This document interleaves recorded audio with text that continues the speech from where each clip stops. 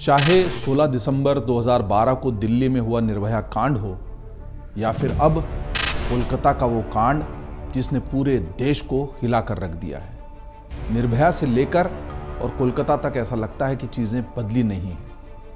ये संयोग ही है कि कोलकाता की वो बेटी एक डॉक्टर थी और डॉक्टर होने की वजह से सारे डॉक्टर सड़कों पे हैं। आरजीकर मेडिकल कॉलेज में जो कुछ हुआ उसने सबको हिला कर रख दिया।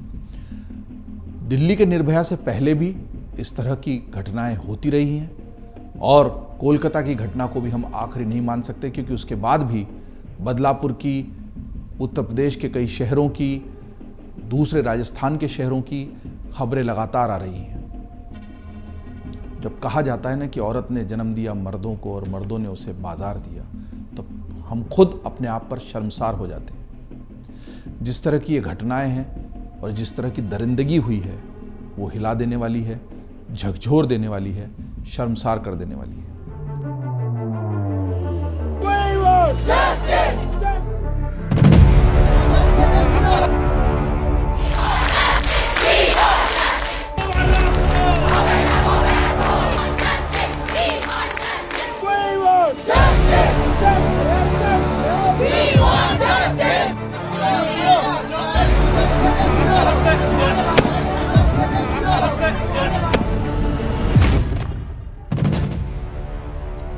कोलकाता का आरजीकर मेडिकल कॉलेज का जो पूरा मामला है वो ज़्यादा गंभीर और कहीं दूर तक आवाज़ पहुंचाने वाला इसलिए भी है कि ये केवल बलात्कार का और हत्या का मामला नहीं लगता। किसी ट्रेनी डॉक्टर की, प्रशिक्षु डॉक्टर की इस तरह से दर्दनाक तरीके से हत्या हो जाना और उसके साथ इस तरह का दुष्कर्म करना, यही अपने आप में हिला देने वाली घटना है। लेकिन इस घटना के बाद जो पूरे दूसरे मामले सामने आए हैं वो कई सारे ऐसे गंभीर प्रश्न खड़े कर देते हैं कि बात आसानी से समझ में आती नहीं है। जी हाँ, बात को समझो में हम अभी इस वक्त देश में सबसे ज़्यादा चर्चा में आए कोलकाता के उस कांड की बात करेंगे जिसमें बेटी का परिवार इंसाफ मांग रहा है। देश के डॉक्टर गुस्से में सड़कों पर है। खुद पश्चिम बंगाल की मुख्यमंत्री ममता बनर्जी भी सड़कों पर आ जाती है। ये एक अजीब तरह का सियासती सिलसिला है।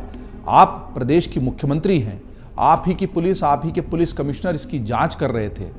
आप ही के राज में एक डॉक्टर संदीप घोष इस तरीके की हरकतें लगातार कई वर्षों से करता चला आ रहा था जिस पर उंगलियां उठ सकती है उनकी पूरी कार्यप्रणाली पर, लेकिन उनको दूसरे मेडिकल कॉलेज में ट्रांसफ़र भर कर दिया गया और छात्रों के इस आक्रोश को समझने में ममता दीदी ने बहुत बड़ी भूल कर दी।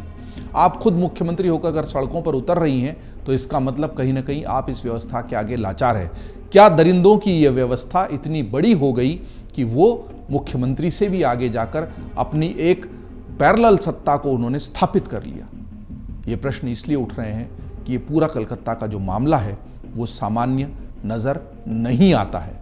अगर ऐसा होता और जो आरोपी है वो अगर पुलिस गिरफ्त में आ चुका है तो बाकी सब लोग सहयोग की मुद्रा में होते और आरोपी के पकड़े जाने के बाद स्थितियां वैसी नहीं बनती जैसी बनी। फिर उसके बाद 14 अगस्त को तोड़फोड़ नहीं होती 8 अगस्त की इस घटना के बाद।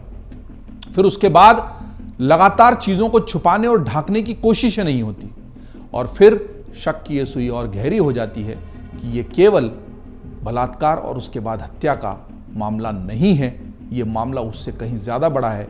क्या उस बिटिया को इस अपराध में इस तरीके की दर्दनाक मौत दी गई कि उसको वहाँ पर चल रही गड़बड़ियों का पता चल गया था? ये सारे सवाल इसलिए खड़े होते हैं क्योंकि लगातार आरजीकर मेडिकल कॉलेज की स्थितियां चौंकाने और परेशान करने वाली है और अब तो सर्वोच्च न्यायालय ने भी इसका संज्ञान ले लिया है और वहां की सुरक्षा सीआईएसएफ के जिम्मे कर दी गई है। लेकिन क्या ये सारे कदम उठाने में देरी हो चुकी है? क्या सबूतों को सचमुच मिटाया जा चुका है? बात को सिलसिलेवार तरीके से समझने की कोशिश करेंगे। दरअसल अगर एक हेडफोन का टूटा हुआ तार नहीं मिलता तो पहले तो जो आरोपी पकड़ में आया है वो भी नहीं आता। जी हाँ, बात को समझने की कोशिश करते हैं सिलसिलेवार। बात 8 और 9 अगस्त की रात की है।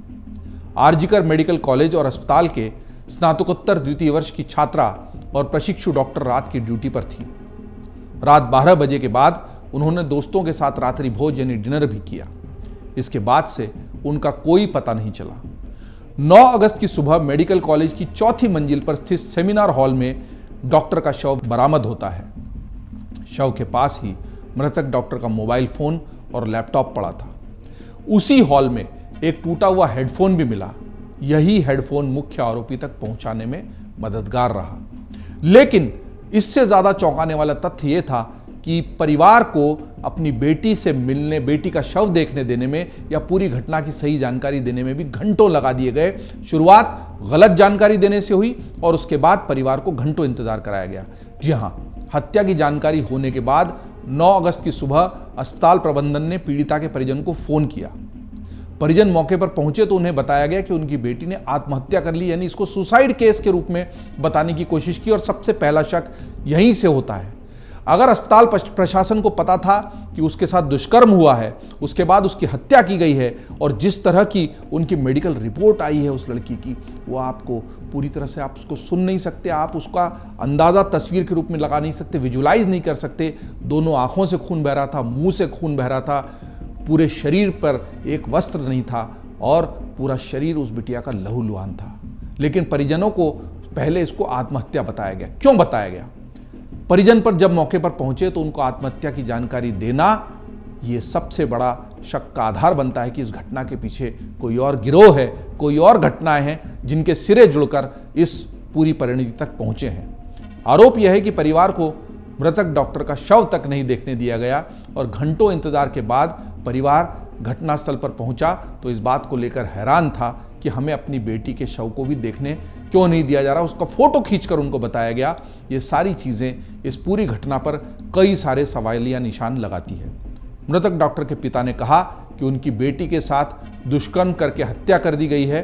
पीड़िता के पिता ने 9 अगस्त को स्थानीय पुलिस स्टेशन में दुष्कर्म और हत्या की शिकायत की, जिस पर पुलिस ने मामला दर्ज कर लिया और यह भी शक का दूसरा बड़ा महत्वपूर्ण कारण बनता है, क्योंकि अगर अस्पताल के परिसर में यह घटना हो गई थी, देर रात की यह घटना थी, अल सुबह घटना की जानकारी मिल गई अस्पताल प्रशासन को, खुद संदीप घोष जो प्रिंसिपल थे उस वक्त उनको जानकारी मिल गई थी, तो अस्पताल प्रशासन ने अपनी तरफ से इस मामले की एफआईआर क्यों नहीं दर्ज कराई? क्यों परिजनों को खुद इस पूरी घटना की जानकारी लेकर, संज्ञान लेकर पुलिस स्टेशन के चक्कर लगाने पड़े और पुलिस स्टेशन में जाके मामला दर्ज कराना पड़ा? पहली जिम्मेदारी अस्पताल प्रशासन की थी, क्योंकि ऑन ड्यूटी डॉक्टर थी जिसके साथ इस तरह की विभत्स घटना हो गई थी। लेकिन अस्पताल प्रशासन ने इस तरह की कोई एफआईआर नहीं की। तो शक की सुई नंबर 1 कि घटना को आत्महत्या या सुसाइड बनाने की कोशिश क्यों की गई। शक नंबर 2, आपने खुद होकर एफआईआर क्यों नहीं की। पोस्टमार्टम की रिपोर्ट हुई, दरअसल उसमें दुष्कर्म की पुष्टि हुई है, तब तक तो दुष्कर्म की बात अस्पताल प्रशासन कर भी नहीं रहा था। जी हां, शुरुआती पोस्टमार्टम रिपोर्ट में भी परिवार के आरोपों की पुष्टि हुई। रिपोर्ट से पता चला कि महिला डॉक्टर के साथ दुष्कर्म की घटना हुई थी। जूनियर महिला डॉक्टर का शव जिस गद्दे पर पड़ा था वहां के खून के धब्बे मिले हुए थे और उन धब्बों के भी नमूने लिए गए। मृतक के मुंह और दोनों आंखों से खून बह रहा था। गुप्तांगों पर खून के निशान थे और चेहरे पर नाखून के निशान भी पाए गए। होंठ, गर्दन, पेट, बाएं टखने और दाहिने हाथ की उंगली पर चोट के निशान मिले। ये सारी बातें उस पोस्टमार्टम रिपोर्ट में है जो अर्ली पोस्टमार्टम की एक रिपोर्ट आई, और जब तक ये रिपोर्ट नहीं आई थी तब तक अस्पताल प्रशासन ने केवल हत्या की बात कही, उसको पहले आत्महत्या बताने की कोशिश की और दुष्कर्म की बात तो तभी पुष्टि हो पाई जब पोस्टमार्टम की रिपोर्ट आई। इसका मतलब सिलसिलेवार तरीके से पूरी घटना को दबाने और छुपाने की कोशिशें शुरुआत से ही हो गई थी। उसके बाद ये जो आरोपी है ये 9 अगस्त की रात को पकड़ा गया। हत्याकांड के विरोध में जब पूरे पश्चिम बंगाल में डॉक्टरों ने विरोध प्रदर्शन शुरू कर दिया, मामला बड़ा होने लगा, मीडिया में भी ये मामला तूल पकड़ने लगा। मुख्यमंत्री ममता बनर्जी ने मामले की सुनवाई फास्ट ट्रैक कोर्ट में करवाने और दोषी को मौत की सजा दिलाने की बात कही। वहीं एसआईटी ने 9 अगस्त की रात को अस्पताल में तैनात एक सिविक वॉलंटियर संजय रॉय को पूछताछ के लिए उठा लिया। 10 अगस्त की सुबह महिला डॉक्टर के साथ दुष्कर्म और हत्या के आरोप में संजय रॉय को गिरफ्तार भी कर लिया गया। आरोपी ब्लूटूथ हेडफोन के टूटे तार से पकड़ा गया था जो पुलिस को सेमिनार हॉल में गिरा हुआ मिला था। जांच के दौरान टूटे हेडफोन को अलग अलग संदिग्धों के फोन से कनेक्ट किया गया। टूटा हुआ हेडफोन संजय रॉय के फोन से कनेक्ट हो गया। इसके बाद उसे गिरफ्तार कर लिया गया। मतलब उनका जो ब्लूटूथ का फोन लगाते हैं तो उसमें तो तार नहीं होता, बिना तार का ही होता है, लेकिन उसका एक हिस्सा उनको वहां पड़ा हुआ मिला और जब उसको कनेक्ट किया गया तो वो आरोपी जो संजय रॉय है जिसको गिरफ्तार कर लिया गया उसके फोन से कनेक्ट हो गया। लेकिन इसी दौरान मेडिकल कॉलेज के जो प्रिंसिपल है संदीप घोष, जो अब सबसे ज़्यादा चर्चा में आ चुके हैं, उनका इस्तीफा भी हो गया और वहाँ नई नियुक्ति भी हो गई। 9 अगस्त से कोलकाता और बंगाल में शुरू हुआ विरोध प्रदर्शन पूरे देश में फैल गया। 12 अगस्त तक देश भर में डॉक्टरों का विरोध और तेज हो चुका था। इस बीच आरजीकर मेडिकल कॉलेज अस्पताल के प्रिंसिपल डॉक्टर संदीप घोष ने अपने पद से इस्तीफा दे दिया। हालांकि बंगाल सरकार ने उन्हें दूसरी जगह तुरंत नियुक्ति भी दे दी और ये सारी घटनाएं भी शक को गहरा करती है। अगर वहां पर जांच ठीक से नहीं हुई, अस्पताल प्रशासन ने खुद एफआईआर नहीं की, अस्पताल प्रशासन ने मामले को दबाने की कोशिश की, सारे डॉक्टर विरोध में सड़कों पर आ चुके थे, तो संदीप घोष को उस वक्त के लिए निलंबित करके जांच पूरी होने तक उनको अलग क्यों नहीं बिठाया गया, बजाय इसके कि उनको दूसरे अस्पताल में नियुक्ति देने के। अगले दिन यानी 13 अगस्त को कलकत्ता उच्च न्यायालय ने डॉक्टर संदीप घोष की आलोचना करते हुए उन्हें आवश्यक अवकाश लेने का निर्देश दिया। अदालत ने मृतक डॉक्टर के माता पिता को सूचित करने में देरी और सरकार द्वारा डॉक्टर घोष के बचाव पर भी सवाल उठाए। इन सारे मामलों में अदालतों को जो दखल देना पड़ता है वो बहुत चिंताजनक है। जो प्रशासनिक जिम्मेदारी थी, बहुत सामान्य सी प्रक्रिया थी इस घटना के होने के बाद, क्योंकि घटना का पैमाना इतना बड़ा था। एक ड्यूटी डॉक्टर के साथ इस तरह की घटना हो गई थी, उसके बावजूद इस तरह की लीपापोती की कोशिशें गंभीर सवाल खड़े करती है। और दुख ये है कि वो सारे कदम हाईकोर्ट के हस्तक्षेप के बाद उठाए गए जो तुरंत ही उठा लिए जाने थे। कोर्ट ने मामले की जांच सीबीआई से कराने के निर्देश भी दिए और इसके बाद ही देश भर में डॉक्टरों का विरोध प्रदर्शन इसके बाद भी लगातार जारी रहा। 14 अगस्त की रात को कुछ अज्ञात लोगों ने आरजीकर मेडिकल कॉलेज और अस्पताल के परिसर में घुसकर तोड़फोड़ कर दी। प्रदर्शन कर रहे डॉक्टरों पर भी हमला कर दिया, जिसमें कई जूनियर डॉक्टर घायल हो गए। ये एक महत्वपूर्ण बात है कि 14 अगस्त को ये जो तोड़फोड़ की घटना हुई वो उसी सेमिनार हॉल के में हुई जाकर जहां पर कि ये घटना को अंजाम दिया गया था। यानी वो घटना स्थल था, क्राइम सीन था। पहली बात तो पुलिस की जिम्मेदारी थी कि क्राइम सीन पूरा प्रोटेक्टेड रहे, उसमें कोई छेड़छाड़ ना हो। और उन्हीं डॉक्टर संदीप घोष पर जो अब बहुत ज़्यादा विवादों में आ गए हैं, एक आरोप ये भी है कि घटना के 24 से 48 घंटे भी नहीं पूरे बीते थे कि उन्होंने उसी सेमिनार हॉल के बगल में रेनोवेशन का यानी पुनर्निर्माण के कार्य का आदेश दे दिया। ये चौंकाने वाली बातें हैं, ये सामान्य बातें नहीं हैं। घटनास्थल जहां इतना विभत्स कृत्य हुआ, इतनी बुरे कर्म को अंजाम दिया गया, पुलिस जांच कर रही है, देश भर में विरोध हो रहा है, वहां पर आप उस सेमिनार हॉल के बगल में रेनोवेशन करने के लिए बोल देते हैं। क्यों? आखिर क्या छुपाना चाह रहे थे डॉक्टर संदीप घोष? और तब भी जब नहीं छुपा और रेनोवेशन की बात जब उड़ गई, मामला बढ़ गया और रेनोवेशन नहीं हो पाया, तो फिर एक अचानक से भीड़ आ जाती है, पुलिस के पूरे दायरे को, प्रदर्शनकारी डॉक्टरों के दायरे को तोड़कर अंदर घुस जाती है और तोड़फोड़ के लिए भी ठीक वही जगह चुनती है जहां पर यह घटना हुई। ये शक की सुई को अधिक गहरा कर देती है। घटनाक्रम हम सिलसिलेवार समझ रहे हैं। 8 और 9 अगस्त की दरमियानी रात से हम लोग 14 अगस्त की तोड़फोड़ तक पहुंच गए थे। बात को समझो में आगे 16 अगस्त को कलकत्ता हाईकोर्ट ने इस मामले में नाराजगी जताई और कोर्ट ने राज्य सरकार को फटकार लगाते हुए इसे सरकारी मशीनरी की नाकामी करार दे दिया। हाईकोर्ट ने पूछा कि आप सीआरपीसी की धारा 144 कभी भी लगा देते हैं, लेकिन जब इतनी सारी चीज़ें अस्पताल के पास चल रही हों तो कम से कम पूरे क्षेत्र की घेराबंदी तो करनी चाहिए। बहुत कड़ा और गहरा सवाल हाईकोर्ट ने पूछा। चीफ जस्टिस ने कहा कि किसी भी जगह पर 7,000 लोग ऐसे ही तो चलकर नहीं आ सकते। आपको इस बारे में पता कैसे नहीं चला? हजारों की भीड़ अस्पताल में आ गई और कोर्ट पूछ रहा है आपको पता नहीं चला? छोटी सी बात पर, बिल्कुल ठीक कह रहे हैं हम और आप भी देखते हैं, छोटी सी बात पर धारा 144 लगा देने वाला प्रशासन और पुलिस कैसे हजारों की भीड़ को घुसकर अस्पताल में तोड़फोड़ करने की इजाजत दे देती है, वो भी इतने बड़े मामले में। देश में बढ़ते गुस्से और डॉक्टरों के प्रदर्शन के बीच सुप्रीम कोर्ट ने इस मामले का स्वतः संज्ञान, यानी जिसको सुओ मोटो कॉग्निजेंस बोलते हैं, वो ले लिया। स्वतः संज्ञान लेते हुए 20 अगस्त को इस पर सुनवाई की। सुनवाई की शुरुआत में ही प्रधान न्यायाधीश DY चंद्रचूड़ ने कहा कि कलकत्ता उच्च न्यायालय इस पर सुनवाई कर रहा था, लेकिन हमने स्वतः संज्ञान लेने का निर्णय क्यों लिया? ऐसा इसलिए किया गया क्योंकि यह सिर्फ कोलकाता के अस्पताल में हुई एक भयावह हत्या का मामला नहीं है, बल्कि यह पूरे भारत में डॉक्टरों की सुरक्षा से जुड़ा मामला है। खुद सर्वोच्च न्यायालय के सबसे बड़े न्यायाधीश जो हैं वो ये टिप्पणी कर रहे हैं, जो कि जाहिर है वाजिब भी थी और समयानुकूल भी थी, क्योंकि पूरे देश में आक्रोश था। हर वो व्यक्ति जिसकी बच्ची बाहर जा रही है, काम पर जा रही है, ड्यूटी पर जा रही है, पढ़ने जा रही है, उसके मन में दहशत है कि हम बच्ची को भेज रहे हैं पढ़ने, डॉक्टरी पढ़ने, ड्यूटी करने, नौकरी करने, कॉलेज में जाने, ट्यूशन करने, और उसके साथ कभी भी इस तरह की घटना हो जाएगी तो हम क्या जवाब देंगे? मेरे अपने घर परिवार मित्रों में चर्चा हो रही कि बेटियां बिल्कुल भी सुरक्षित नहीं हैं, और बेटियों को जो लोग बाहर पढ़ने भेजते हैं उनके माथों पर जो चिंता की लकीरें थी उनको ठीक तरीके से इस देश की सबसे बड़ी अदालत ने और वहां बैठे सबसे बड़े न्यायाधीश ने पढ़ा, और इस तरह की तल्ख टिप्पणी उन्होंने की। सुप्रीम कोर्ट ने सुनवाई के दौरान बंगाल सरकार, पुलिस और आरजीकर मेडिकल कॉलेज के पूर्व प्राचार्य संदीप घोष को लेकर कई सवाल उठाए। सीजेआई डीवाई चंद्रचूड़ ने सवाल उठाया कि प्रिंसिपल ने इसे आत्महत्या का मामला बताने की कोशिश क्यों की। सीजेआई ने नियुक्ति को लेकर भी बंगाल सरकार से सवाल दागे। सरकार ने से सवाल दागते हुए सीजेआई ने कहा कि जब प्रिंसिपल के आचरण की जांच हो रही है तो फिर प्रिंसिपल को तुरंत दूसरे कॉलेज का प्रिंसिपल कैसे क्यों नियुक्त कर दिया गया। इसके साथ ही सुप्रीम कोर्ट ने देश भर में डॉक्टरों की सुरक्षा को लेकर नेशनल टास्क फोर्स का गठन किया है, और यह टास्क फोर्स डॉक्टरों की सुरक्षा को लेकर सुझाव देगी। जानने और बात समझने की कोशिश करते हैं कि आखिर यह टास्क फोर्स क्या करेगी। सुप्रीम कोर्ट ने यह टास्क फोर्स डॉक्टरों की सुरक्षा को लेकर बनाई है।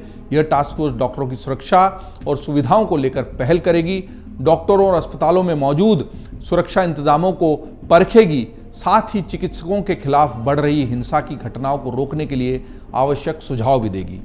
कोर्ट ने टास्क फोर्स को 3 सप्ताह में अंतरिम रिपोर्ट देने के लिए कहा है, साथ ही 2 महीने में फाइनल रिपोर्ट सौंपने के लिए भी कहा है। अदालत के निर्देश के मुताबिक टास्क फोर्स लैंगिक हिंसा को रोकने और प्रशिक्षुओं, रेजिडेंट और नॉन रेजिडेंट डॉक्टरों के लिए सुरक्षा और सम्मानजनक कार्य स्थिति सुनिश्चित करने के संबंध में एक राष्ट्रीय कार्य योजना तैयार करेगी। इस टास्क फोर्स में किसे रखा गया है ये भी हम यहाँ पर रिकॉर्ड के लिए समझ लेते हैं।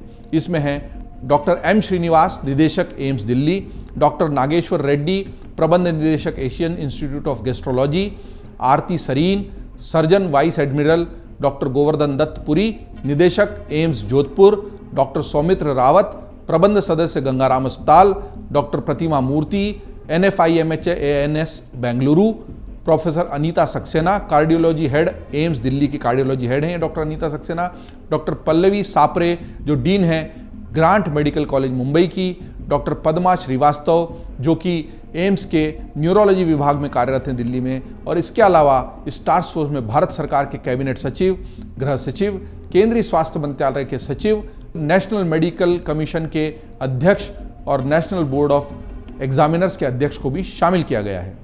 इसी के साथ हम ये भी जानते हैं कि इस पूरे मामले पर टिप्पणी करते हुए और टास्क फोर्स को गठित करते हुए चीफ जस्टिस ऑफ इंडिया यानी सर्वोच्च न्यायालय के सबसे बड़े जो न्यायाधीश हैं उनके द्वारा क्या बातें कही गई। उन्होंने कहा है कि यदि महिलाएं अपने कार्यस्थल पर सुरक्षित नहीं रह सकती, संविधान के तहत जो हमें समानता का अधिकार मिला है उस समानता का अर्थ क्या है।